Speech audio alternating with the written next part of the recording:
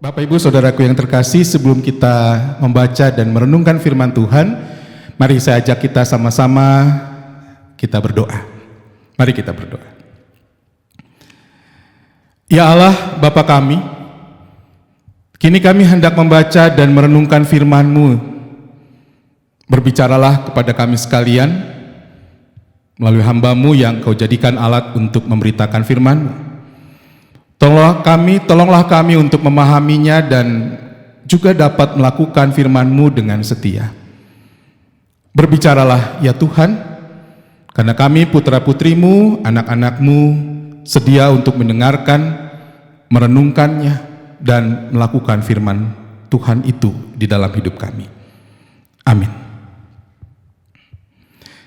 Pembacaan kita pada hari ini, kita akan sama-sama buka dan kita baca dari Injil menurut Matius pasal 21 ayat 1 sampai ayatnya yang ke-11. Lembaga Alkitab memberikan judul pembacaan kita pada hari ini, Yesus dielulukan di Yerusalem. Dan firman Tuhan begini. Ketika Yesus dan murid-muridnya telah dekat Yerusalem dan tiba di Betfage yang terletak di Bukit Zaitun, Yesus menyuruh 2 orang muridnya dengan pesan, "Pergilah ke kampung yang di depanmu itu, dan di situ kamu akan segera menemukan seekor keledai betina tertambat dan anaknya ada dekatnya. Lepaskanlah keledai itu dan bawalah keduanya kepadaku. Dan jikalau ada orang yang menegur kamu, katakanlah, Tuhan memerlukannya, Ia akan segera mengembalikannya." Hal itu terjadi supaya genaplah firman yang disampaikan oleh Nabi. "Katakanlah kepada putri Sion, lihat rajamu datang kepadamu. Ia lemah lembut dan mengendarai seekor keledai beban yang mudah." Maka pergilah murid-murid itu dan berbuat seperti yang ditugaskan Yesus kepada mereka. Mereka membawa keledai betina itu bersama anaknya, lalu mengalasinya dengan pakaian mereka, dan Yesus pun naik ke atasnya. Orang banyak yang sangat besar jumlahnya menghamparkan pakaiannya di jalan. Ada pula yang memotong ranting-ranting dari pohon-pohon dan menyebarkannya di jalan. Dan orang banyak yang berjalan di depan Yesus dan yang mengikutinya dari belakang berseru, katanya, "Hosana bagi anak Daud, diberkatilah dia yang datang dalam nama Tuhan, Hosana di tempat yang Maha Tinggi." Dan ketika ia masuk ke Yerusalem, gemparlah seluruh kota itu, dan orang berkata, "Siapakah orang ini?" Dan orang banyak itu menyahut, "Inilah Nabi Yesus dari Nazaret di Galilea." Bapak Ibu Saudaraku yang terkasih, demikianlah pembacaan firman Tuhan. Yang berbahagia adalah mereka yang memelihara dan melakukan di dalam kehidupannya.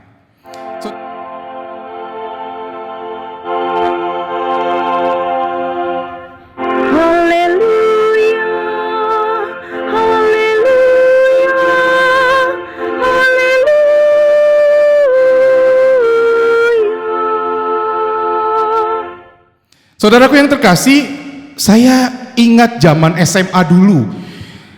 Kami di Jakarta waktu itu, kami punya seorang guru matematika namanya Bapak DJ Sidauruk. Kalau ia menerangkan soal-soal matematika, ia selalu menawarkan ada dua alternatif, Bapak Ibu. Dia akan bilang kepada kami murid-muridnya di kelas, kalian mau cara yang mudah atau cara yang panjang? Hampir semua murid di kelas jelas memilih cara yang mudah untuk menyelesaikan soal matematika yang kemudian menjadi tugas kami semua. Bapak Ibu Saudaraku, manusiawi kelihatannya. Kita memang seringkali cenderung untuk suka memilih cara yang mudah ketimbang cara yang sulit. Cara yang cepat selesai ketimbang cara-cara yang membutuhkan waktu panjang, proses panjang untuk menyelesaikannya. Instan, serba cepat, bukan saja untuk menyelesaikan persoalan, tapi juga bahkan hal seperti ini merambah ke persoalan makan. Makanan serba instan. Makanan dibekukan, tinggal dipanaskan di alat pemanas. Makanan tinggal buka bungkus, seduh dengan air panas, lalu jadi dan siap dimakan.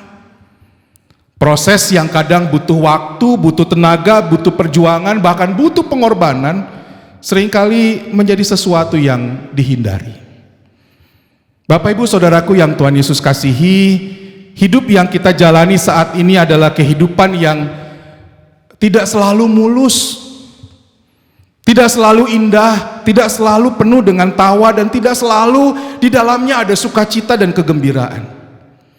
Hidup yang kita jalani saat ini bukanlah kehidupan yang selalu mudah.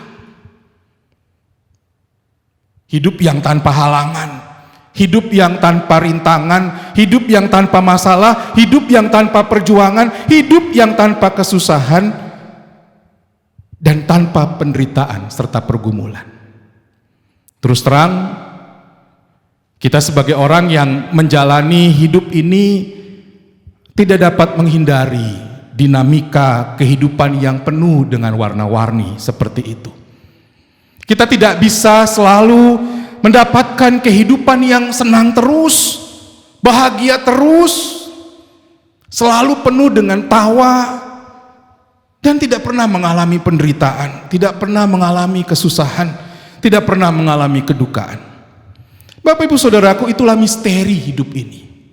Misteri hidup yang harusnya kita jalani dan kita hadapi. Tapi yang jadi pertanyaan adalah, dan ini pertanyaan penting bagi saya adalah, bagaimana kita kemudian menjalani kehidupan kita saat ini yang harus mengalami warna-warni kehidupan yang kadang memang tidak bisa kita hindari. Termasuk yang di dalamnya ada kesusahan, kepahitan, kegetiran, sengsara, dan mengalami berbagai bentuk rasa duka.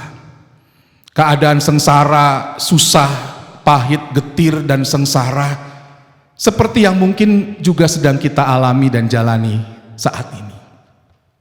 Bapak Ibu Saudaraku yang Tuhan Yesus kasihi, hari ini sebagai gereja kita merayakan Minggu Palmarum, yaitu merayakan dan mengingat peristiwa Tuhan Yesus masuk kota Yerusalem dengan menunggang seekor keledai betina.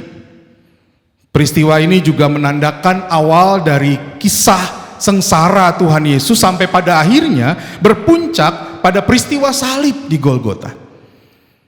Peristiwa ini ditandai dengan adanya kerumunan orang yang menyambut Tuhan Yesus sambil menghamparkan pakaian dan menebarkan potongan-potongan ranting dari pohon-pohon di sepanjang jalan yang Tuhan Yesus lalui.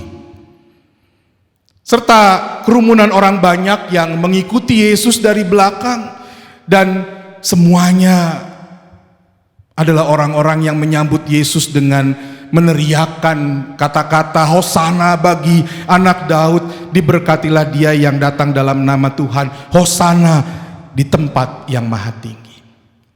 Mereka ini adalah oklos, Bapak Ibu, atau orang kebanyakan. Oklos yang menunjukkan mereka bukan berasal dari kalangan atas dan elit, tapi orang kebanyakan atau masyarakat pada umumnya yang datang dari kelas menengah dan bawah pada saat itu. Para oklos yang bukan berasal dari kalangan elit penguasa dan elit agamawan Yahudi pada hari itu. Mereka lah yang menyambut Yesus sebagai Mesias yang diharapkan dapat membebaskan mereka. Inilah yang muncul dalam jawaban orang banyak pada saat itu ketika ditanya siapa yang datang ke Yerusalem dan mendapatkan sambutan yang luar biasa seperti tadi. Injil Matius memakai kata propetes yang bermakna juga Mesias yang dinanti-nantikan, bukan sekedar bermakna nabi saja, tapi Mesias yang dinanti-nantikan oleh komunitas Yahudi pada saat itu. Gambaran Mesias pada saat itu adalah juga gambaran seorang raja yang membebaskan, datang dengan kuda perang, dengan segala kejayaan, dengan segala kekuasaannya untuk membebaskan bangsa Yahudi dari penindasan bangsa Romawi. Bapak Ibu Saudaraku yang terkasih, Tuhan Yesus memutarbalikkan gambaran Mesias seperti itu yang ada dalam pikiran kebanyakan orang Yahudi. Bahkan dalam pikiran para murid. Tuhan Yesus datang bukan dengan naik kuda perang yang gagah perkasa. Tuhan Yesus datang naik keledai betina yang adalah binatang yang dipakai untuk pekerjaan sehari-hari, bukan untuk perang. Yesus datang sebagai Mesias yang sederhana, yang lemah lembut, tapi yang membebaskan. Bukan seperti yang dibayangkan orang kebanyakan. Dan justru dia datang untuk masuk ke dalam masa sengsaranya.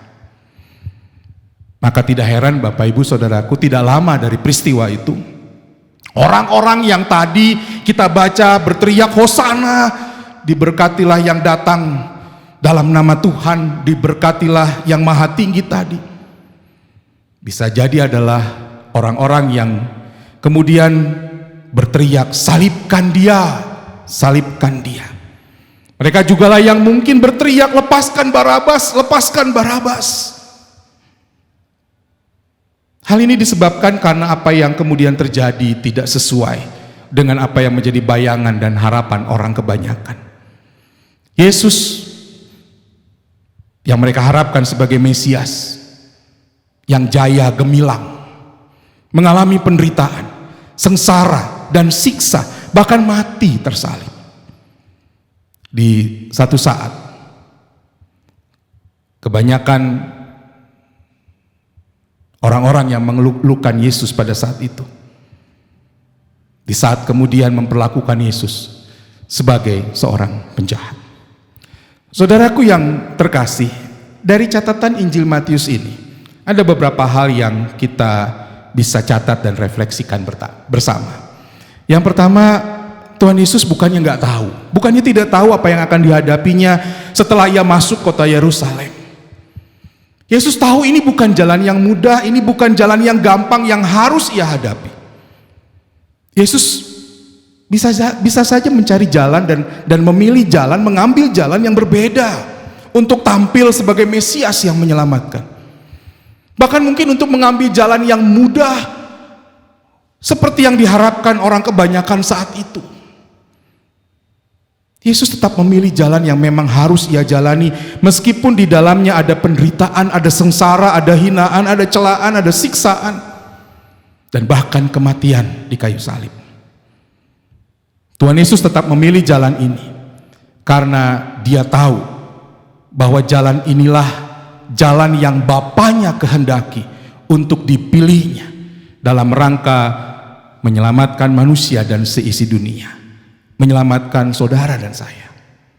Jalan sengsara yang harus terjadi bukan karena kesalahannya, tetapi demi keselamatan orang-orang yang dicintainya, orang-orang yang dikasihinya. Jalan yang dipilihnya karena inilah bentuk ketaatannya kepada Sang Bapa yang mengutusnya. Yang kedua, Bapak Ibu Saudaraku, Tuhan Yesus tidak mundur dan menyerah sebelum menjalani jalan yang memang harus ia tempuh itu. Hal ini dikarenakan Tuhan Yesus tahu jalan inilah yang harus ia lalui demi kebaikan semua manusia dan seisi dunia yang dikasihinya, untuk menyelamatkan dari dosa dan dari maut. Semuanya ini ia lakukan karena cintanya dan kasihnya kepada kita semua. Bahkan Roma mencatat dalam pasal 5 ayat 8, ini dilakukannya ketika kita masih hidup dalam perhambaan dosa. Ini dilakukannya karena cintanya. Dari catatan Injil Matius ini, Bapak Ibu, yang ketiga yang dapat kita bisa lihat bersama adalah bahwa cinta dan kasih dari Yesus adalah faktor utama yang mendorong Tuhan Yesus tidak mundur dari jalan sengsara yang harus ia tempuh dan harus ia jalani.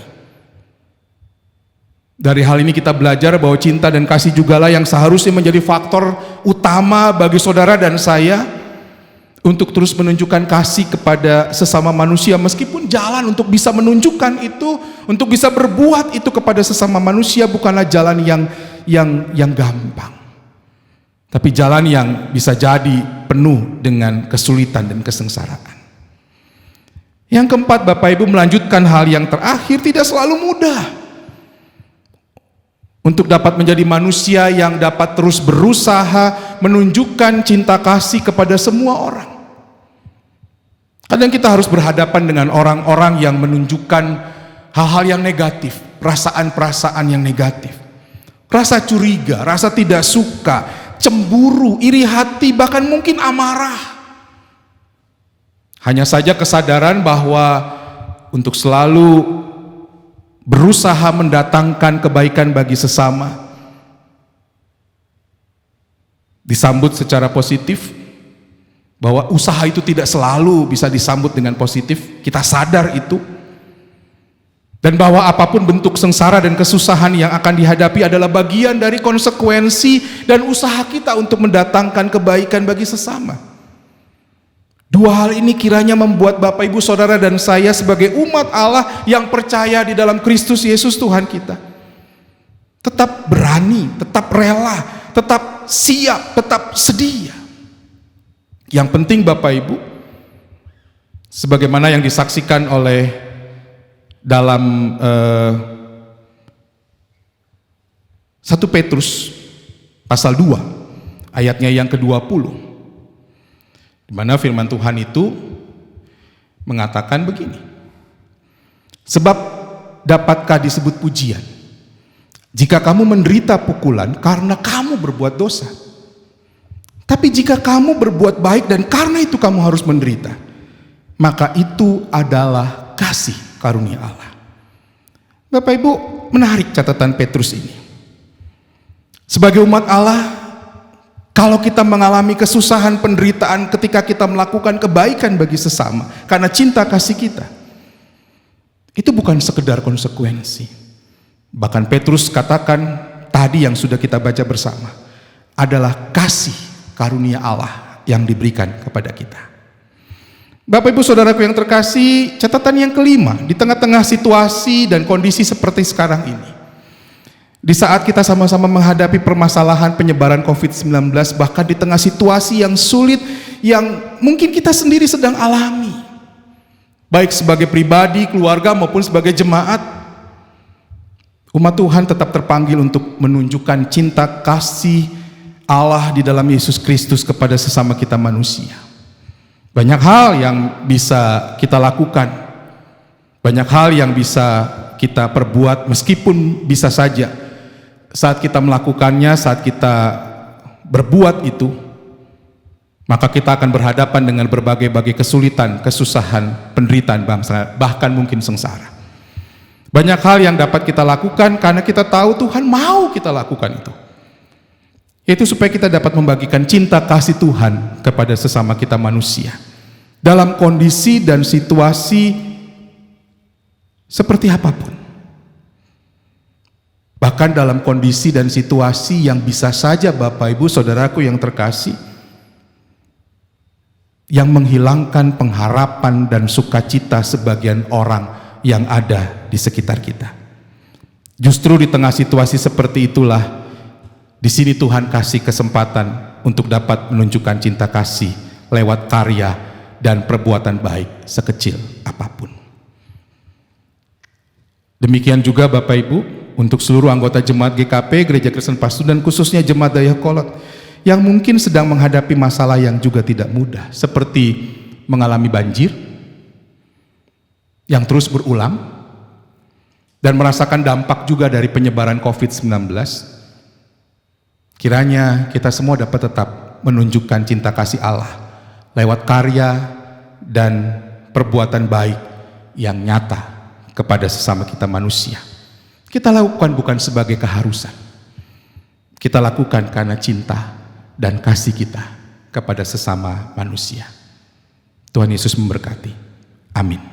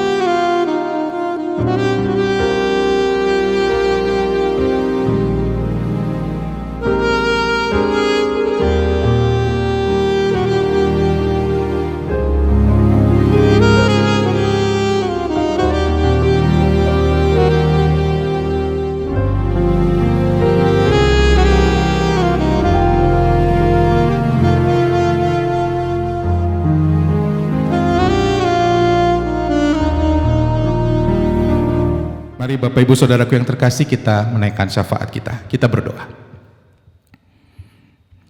Ya Allah, Bapa yang penuh kasih, dari apa yang sudah kami baca dan renungkan bersama pada saat ini, lewat jalan sengsara yang Yesus pilih, yang harus Ia jalani,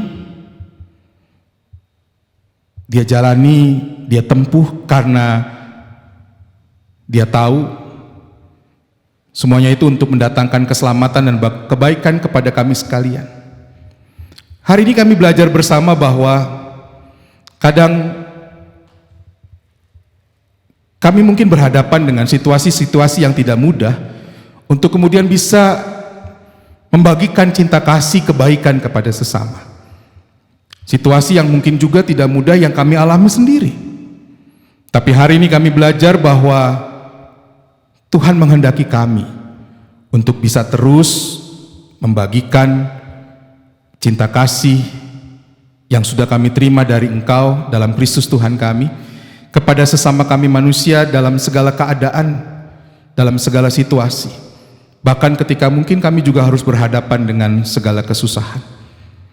Kiranya itu tidak membuat kami undur, tapi kami tetap teguh, kami tetap berusaha sekuat tenaga melakukan apa yang Tuhan kehendaki ini.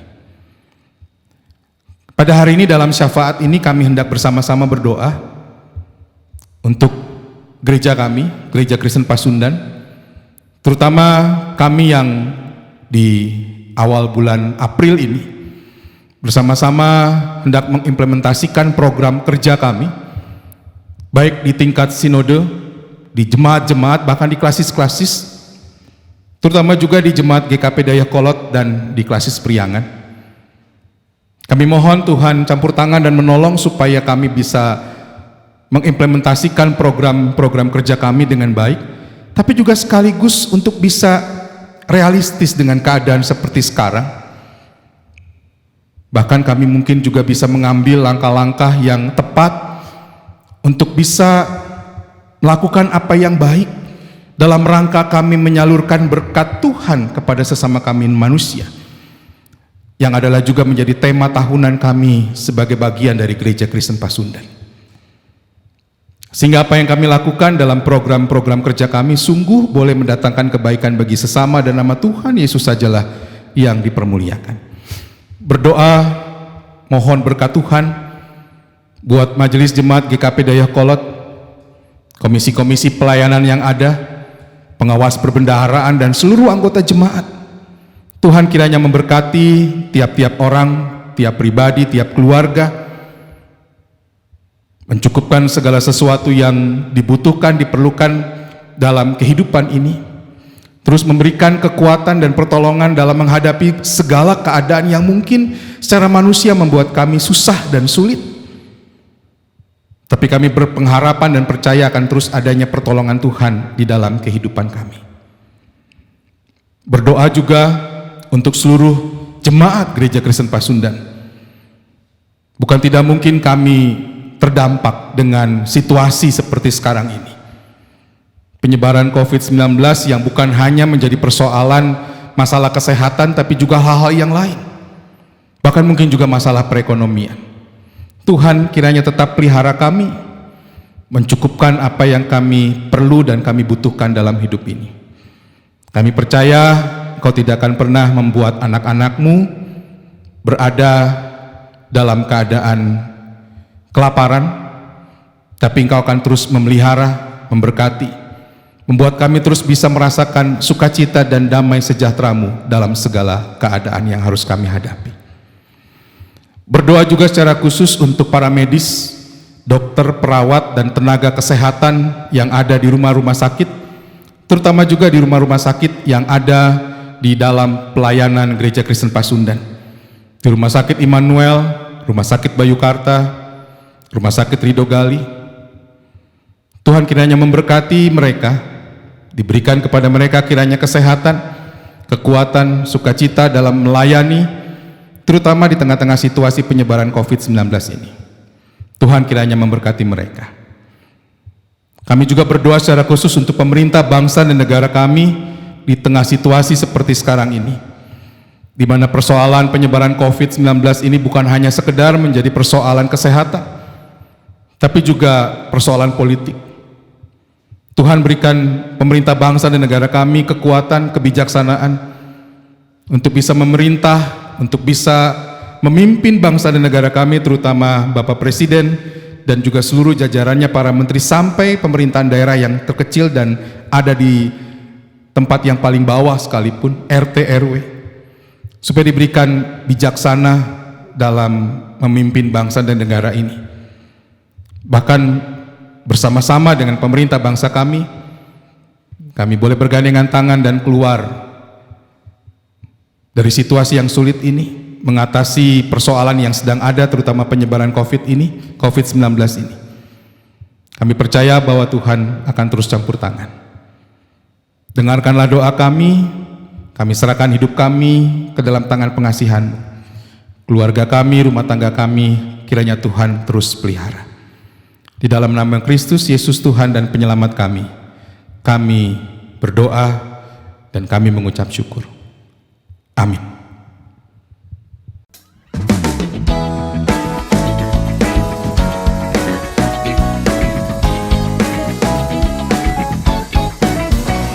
Aku milik-Mu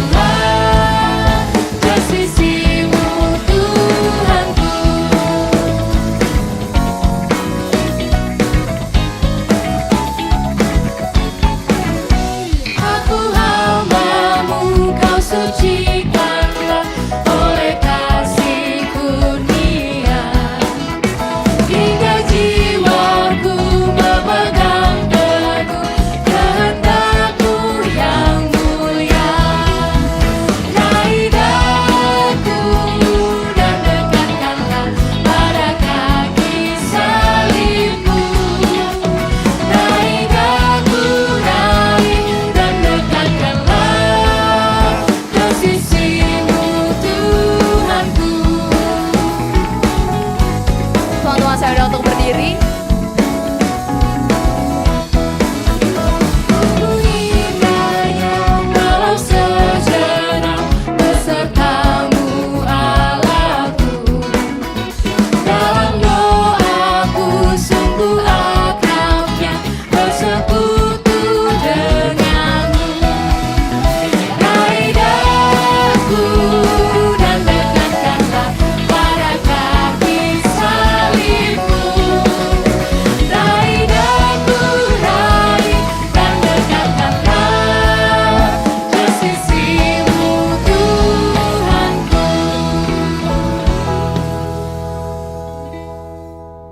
Bapak Ibu Saudaraku yang dikasih Tuhan, kita akan mengakhiri persekutuan kita pada hari ini. Kita akan kembali ke dalam kehidupan kita masing-masing. Kita percaya bahwa Tuhan akan terus tolong kita untuk bisa melakukan apa yang menjadi kehendak-Nya, berbagi cinta kasih-Nya kepada sesama kita manusia dalam karya dan kerja yang nyata.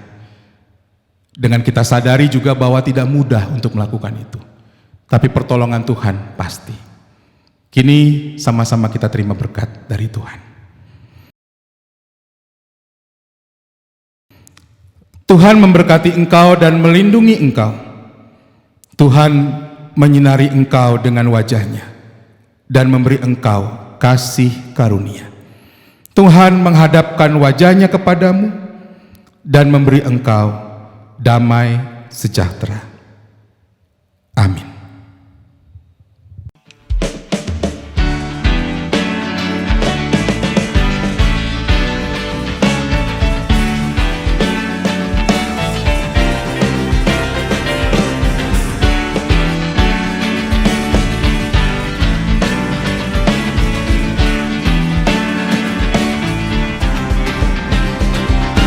Bahagia